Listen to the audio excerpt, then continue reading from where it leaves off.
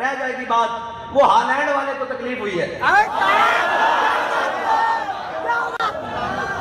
वो हम अब भी कारकुन हैं, तब भी कारकुन थे, लेकिन मैंने स्टेज पर आज तक उसका नाम नहीं लिया था, मुझे पता नहीं था। लेकिन इतने तो वो भी जानते हैं कि ये वारिस हैं। 8 साल इन्हें भी बढ़ दें, 6 साल के 8 साल 6 साल इन्हें भी बढ़ दें। लेकिन मैं क्या थोड़ी जी और बता लो, मैं गल करने लगा।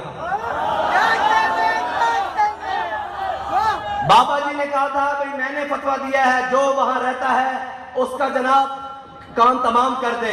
हम उस फतवे की मुकम्मल तारीफ करते हैं।